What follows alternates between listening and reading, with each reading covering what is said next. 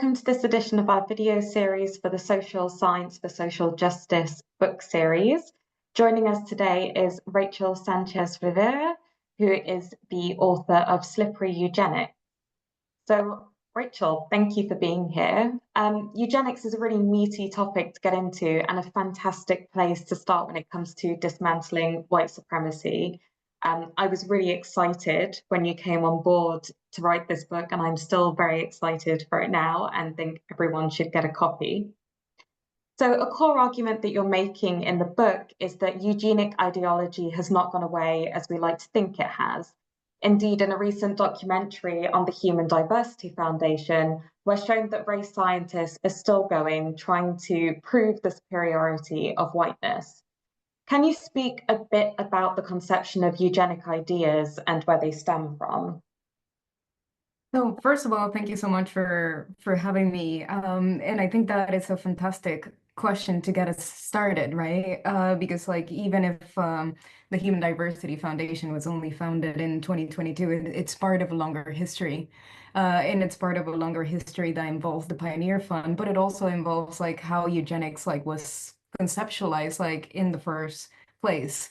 So basically, like defined as the science of the well-born, eugenic was pretty much intended as a social program dedicated to the improvement of racial stocks, like through the management and control of reproduction. So when Sir Francis Galton coined the term eugenics in 1883, it's about this time that it began to attract widespread interest as a science and a social philosophy. So basically, the eugenic movement within European nations wanted to ensure that the best of the white stock within a nation would prevail. And this was in line with the fear that the Catholic Irish and the white working classes were breeding too much, as poverty was seen as a sign of like innate moral inferiority. But it also influenced the rising intensity of imperialist feeling, like from the 1880s onwards, basically helping to build nationalist sentiment and providing like what they thought was a convenient rationale for the subjugation of non-Europeans. So what I'm trying to say here is that at one level, eugenic provided like that convenient rationale for the colonial subjugation of non-Europeans, but like it also reflected a triumphant confidence in the superiority of the Anglo-Saxon race, like particularly the upper and middle classes. However, like the other side of the coin here is that eugenic also reflected a deep sense of vulnerability and fear among the Victorian middle classes. So the prospect of a reversal in evolutionary progress like suggests that Western civilization was feeling threatened with like social decline, that it could only be revived or maintained in relation to like whiteness and coloniality through the adoption of drastic measures, and one of them was eugenics. Thanks for answering that. So eugenics isn't about people, having children or not having children, and it's not just about those kind of bigger events that we think about, such as the Holocaust. It's about having a vision of the demographics of your ideal society, and this can lead into a variety of policy choices. Can you talk a bit through some of those policy choices and how they manifest? Yeah, just to provide a little bit of context, like eugenics like was broadly devised or divided into two main courses of action, positive and negative eugenics. And that doesn't mean that one of them is good and one of them is bad. Both of them are bad. But positive eugenics was a series of measures that encouraged people who were constructed as fit or viable to reproduce through like the implementation of marriage certificates, like migratory measures that pretty much incentivize like certain groups to come into X country, um, among any like other measures. For instance, like in the particular case of the United States, like there were contests that were fitter family contests to prove like who belonged to the best stock. And this series of in this series of tests, like families would voluntarily go And they would rate them by virtue of their capacity to do sports, their lineage, verbal and mathematical reasoning, among other qualities. And then the family that would win would get their picture on the paper and everything. And you can Google that, like, there's a ton of them. And while this started in Kansas, then it spread all over the Midwest and the US in general. And I think that contributes into like thinking about eugenics as this part of like common sense ideology of who is fit and who is unfit. Um, However, the other side of the coin is negative eugenics. So these were like different measures that pretty much like restricted those considered unfit to reproduce through, for example, like limiting the migration of those considered unfit or undesirable, the forced and coerced sterilizations of people that were very common in the United States context, like especially after the ruling of Buck versus Bell, which I talk about in the book. Um, and negative eugenics like also push for different like population control policies like all throughout the 20th century. And we can see it today in relation to like gentrification practices like incarceration, segregation, among many others. And this mostly affected people of color, people with disabilities, people from working class backgrounds, and the LGBT community that at this particular point was considered abnormal or deviant or in need of fixing. So yeah, throughout the 20th century in the United States, like the different like states in the union, as well as different federal policies, like targeted specifically Black and brown women to get sterilized, and sometimes without their consent. One of the things that I wanted to come across, like especially in the introduction where I start with that, is that like what I wanted to show is that this is like a continuation of a longer historical project whereby forced and coerced sterilization and that centrality of reproduction is present. In that idea of the application of negative eugenic principles to groups that have been historically categorized as unfit or undesirable, like are still among us. And in this case, like, or in that particular case, like, it's migrant women who are in their majority are Black and brown. And in a sense, like, this is a continuation of what we see, for example, in the case of Puerto Rico by the mid 20th century, where 1 in 3 women were sterilized. So, for example, like under population control law 116 in 1937 in Puerto Rico, institutionalized encouragement for sterilization through the use of door-to-door visits by health workers, the financial subsidy of sterilization by both the federal and local government, and industrial employer favoritism towards sterilized women push women towards having a hysterectomy or a tubal ligation, or as some colloquially call it, tying the tubes, or because it was so common in Puerto Rico, it's just known as the operation or la operación. Um, and the coercive strategies used by these institutions, like what I'm trying to argue in this book, is that it denied women access to informed consent. So in this particular case, like more than 1/3 of the women in the 1968 study did not know that sterilization through tubal ligation was a permanent form of contraception. In this sense, the euphemism tying the tubes made women think that the procedure was easily reversible. Also, some of the different workers that were, or the different social workers that were trying to push towards sterilization only spoke English, despite Spanish being the only or primary language that this woman spoke. So, eugenic ideas that were around the 19th century and converged when Puerto Rican elites and the US federal government not only did forced and coerced sterilization procedures, which is what I was talking about, but also tested the first contraceptive measures in Puerto Rico during the 1950s. So in this sense, like while white women in the mid 20th century saw this as a sexual revolution, like it was only because of experimentations with Black and brown women in a colonial context of the global South. So in this sense, like, you know, what mainstream feminist theories and what mainstream feminist history had told us, like, it wasn't a sexual revolution for all. And I think we need to consider like who is this sexual revolution for? Mm. It's amazing to see the kind of effects that gaining more rights and more freedoms in the West can kind of impact negatively on other countries. What happened when they found out that the, tying of the tubes, it wasn't reversible? I think that's a fantastic question. So there is an absolutely fantastic documentary that was published in 1982, and it's called The Operation or La Operación, and it's particularly telling to see like how like it was in the filming of the documentary that they actually like realized that like this is a full sterilization, that it cannot be reversed, that they were the testing vessels of like the first contraceptive pills like ever made. And as a result, they receive 18 times more hormones than the contemporary contraceptive pill, which leads to like internal bleeding, a higher rate of cancer, et cetera, et cetera. But I think as a result from it, like there was a lot of like different movements for contestation.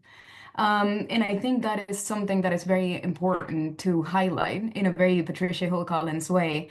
I think it is very important to highlight the instances of agency and resistance to the structural dynamics of oppression and racialization. And I think reproductive justice, like in the reproductive justice framework, comes as a result of that as well. Hmm. I wanted to ask you a bit more about reproductive justice. And this was coined, I think, by Black feminists. Is it in the 1990s? Is that 1994, I believe. 1994? Amazing. So, just speaking about that more widely, because I think when most people think of reproductive justice, they're thinking about access to healthcare and abortion, but it's actually a lot wider than that. Could you speak about what reproductive justice means for social justice generally? Yeah, that's a great question. So I think I'm gonna rely on Black feminist theorists that have um, come before us, right? So in Reproductive Justice by Loretta Ross and Ricky Solinger, they explain how like the passing of Roe has been closely associated with the concept of choice and a zone of privacy within which women could make reproductive decisions. During the 1970s and 80s, however, women of color activist groups through their legal and community work, were pointing out quite clearly that these concepts of like choice and privacy were essentially useless for many, many working class and racialized women who did not have the resources to exercise that choice. Um, and that comes as a result because like as for this idea of making decisions in private conversation with your family and doctors for working class women and women of color and Black women, doctors and the medical profession had historically and systematically exercised like violence over them. So in a sense, like they couldn't trust doctors. Mm. So this idea of a private medical decision between you and your doctor was also quite problematic. And as affluent white feminists press on for abortion rights, like using electoral politics, women of color activists adopted a different focus based on their needs and the structural dynamics of oppression. And it's a focus that engage with an intersectional analysis to analyze how reproductive violence oppress women along different axes of their identities at the same time.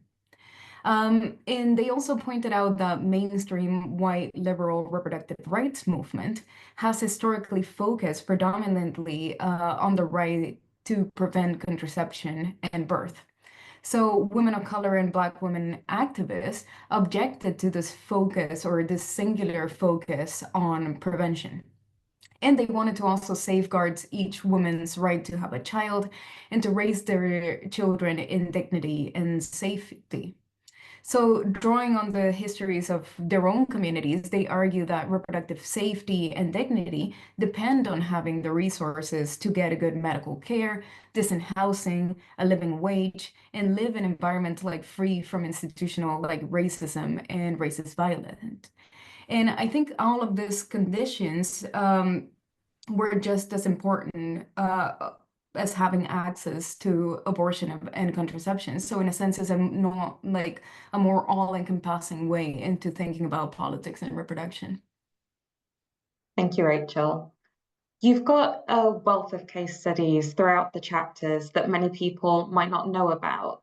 And I really saw the book as giving voice to stories which have often gone unheard.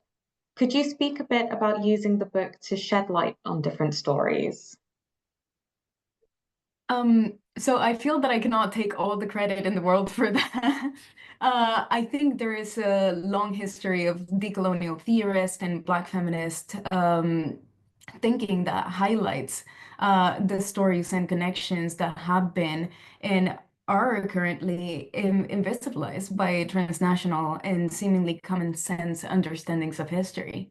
And I think these two frameworks like allows us to think about transnational connections of coloniality, as well as looking more into focalized understandings of a particular context or a specific context.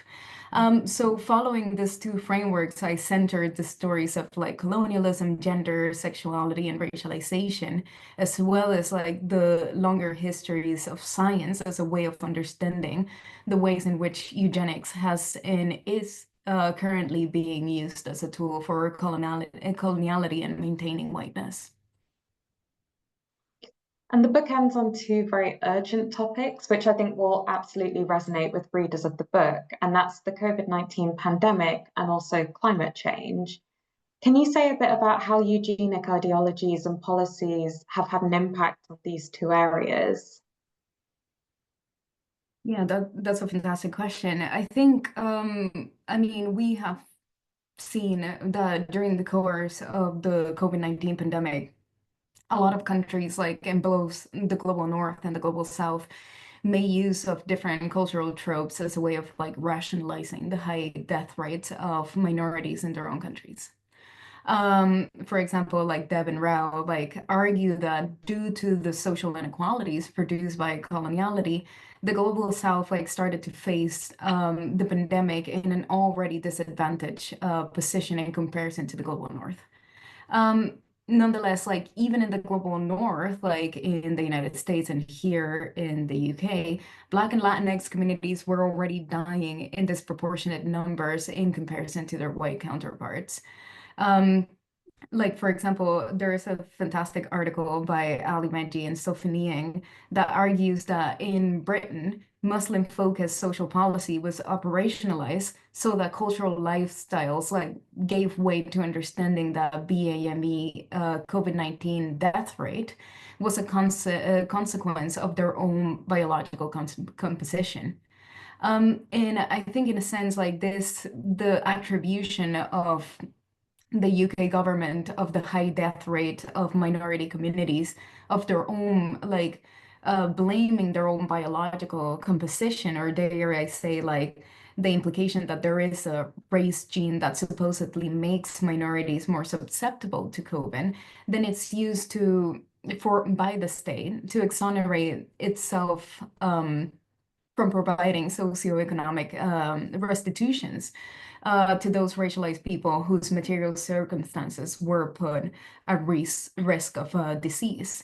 And I think in a sense, like, you know, like if we expand it to a more international way, we see how like different social inequalities arose in relation to vaccine nationalism, which passports allowed you to move or didn't allow you to move.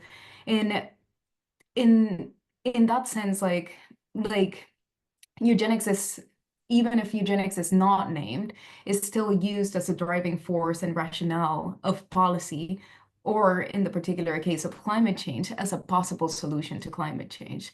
And I think those are the kind of things that we should be looking at into the future, especially in relation to climate change, especially in relation to like ideas around like pronatalism, along like um between like among a particular groups of people, like tech individuals, like arguing for biological essentialism as well as prenatalism, but then on the other hand, putting population control policies as a possible solution for climate change. I guess just thinking about the impact that COVID had on BAME communities in the global north, often they will be living in areas of high environmental damage. There are other things that might be impacting them, such as socioeconomic access to healthcare, and things that race science is still actively impacting. So for instance, Black women, Black men not feeling pain, which then doesn't get them the healthcare that they need. So I guess in that way as well, you can see the way that eugenic policies has put them in a position where they are more in harm's way than their white counterparts. Yeah, and I think one of the most important things of this particular book is to provide the tools to the reader to see and try and be able to pinpoint when eugenic things, like even if they're not being named, they're being used as a driving force or the rationale of particular policies, like particular policies in relation to contagion and containment, as well as like healthcare provision. What positives do you want people, or what do you want people to come away with from the book if they're just thinking about their own activism, their own research, their own work? I think that's a fantastic question that I think doesn't get asked as much to academics. Um, so I think one of the most important things about this book is like, yes, to provide the tools like to be able to pinpoint exactly like, what is like or what comes from scientific racism that it's now seen as like almost imperceptible or slippery or common sense. And I think that is something that everyone should be very conscious about.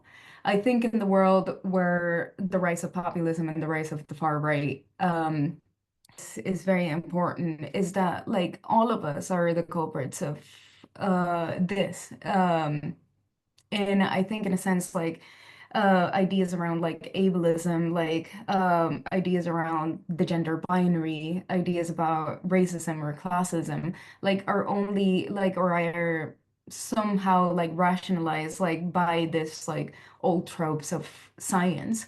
So I think it's very important for us to step back and try to reconceptualize like what are the legacies and continuations of those particular like mainstream science, right? Because at that particular point in the beginning of the 20th century, this was everybody's cup of tea. It was the tool of modernization, civilization, and progress. And I think in a sense, like things like the Human Diversity Foundation, the Aporia podcast, as well as the Jolly Heretic, among many, many others, are part of bringing that back or continuing that legacy. So I think it is our work as activists and academics to bring that to the fore. Amazing. Thank you so much for your time, Rachel. Thank you so much for having me.